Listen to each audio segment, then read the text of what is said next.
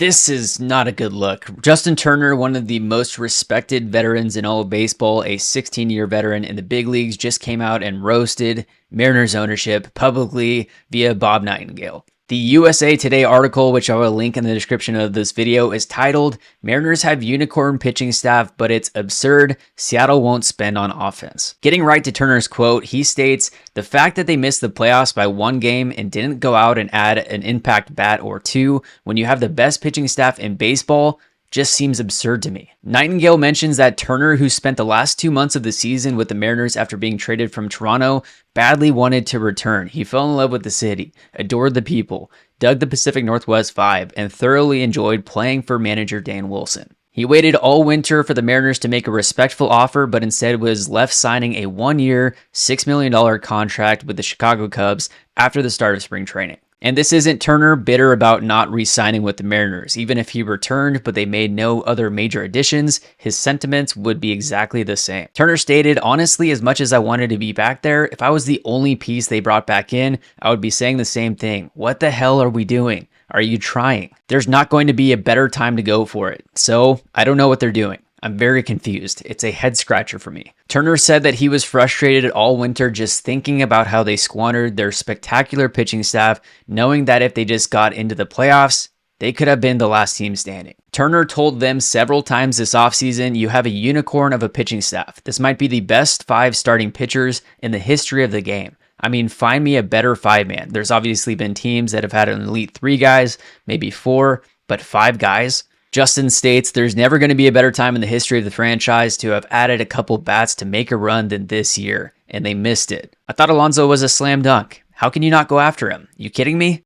Nightengale states that the Mariners' passionate fan base, which we are a passionate fan base, is fuming, and while the current players aren't about to lash out at ownership, they're well aware that they spent $71 million less in free agency than even the Athletics. The Mariners' projected payroll for 2025 is $152 million, $90 million under the luxury tax threshold, ranking 16th in the league and lower than everyone in the AL West with the exception of the homeless A's. There's some quotes from other Mariners players. JP Crawford stated, "That's not our job. I know the fans are mad at certain people, but they're taking it out on all of the players, so I really don't get that."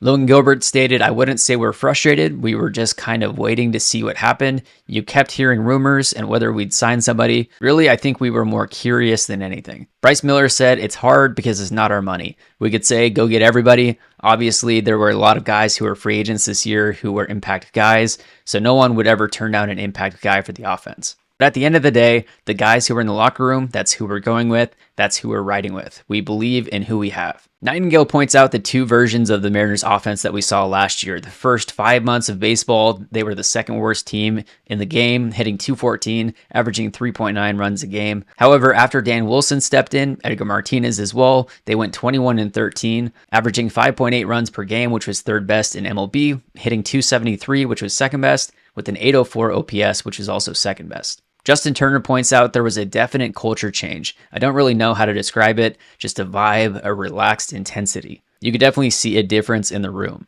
George Kirby stated, "With the staff we had and the way we were getting clutch hits with the bats, we would have been trouble for teams for sure." Cal Raleigh adds, "I think we're all excited with Dan at the helm now and Edgar leading the charge with the offensive strategy. I think guys are hungrier. There's very good energy going on around here. Dan is such a good person, but brings a fierce kind of competitiveness to this team." Justin Turner goes on to say that he thinks Jerry DiPoto catches a bad rap for a lot of these trades and how crazy some of these trades have been.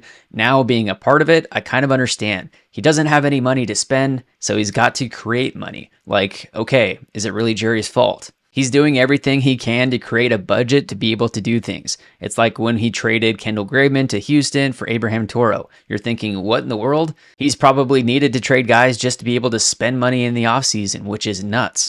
Justin Turner also points out that Logan Gilbert is the modern-day Felix Hernandez. He's got that kind of ERA, and he's 9-12. That's crazy. And you got a catcher that's the best catcher in the history of the game his first 3 years, just won a platinum glove, and you've only got a few more years left for him. There's not going to be a better time to go for it.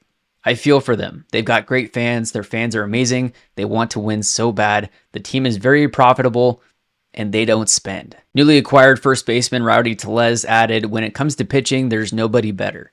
I would take this staff over the Dodgers and anybody else. It's such an electric staff, and you have one of the best catchers in baseball that runs it. Mariners outfielder Mitch Haniger points out almost every guy in the lineup will tell you they had a down year, except for maybe Cal. We all expected more out of ourselves, so we're all motivated. Missing out on the playoffs is never fun, but we all have something to prove and make sure what happened last year never happens again. You would think that at some point the ownership group would have to say enough is enough. The public perception cannot be lower. You have to pull out that checkbook and make a run for it. Now, I'm not saying that this Mariners team is not going to be exciting to watch this year and that you shouldn't go to games. I'm still just as excited to watch this team as ever. They do have the best rotation in baseball. Their offense cannot be as bad as it was last year, and if you believe in the Edgar Martinez, the Kevin Seitzer philosophy at the plate, good things should come this year for the Seattle Mariners. But this right here, the public perception, not just from fans, but from highly respected veteran players that, of course, talk, word spreads. Now the free agents moving forward that you're communicating with are going to be knowing this going into negotiations. This is not a good look.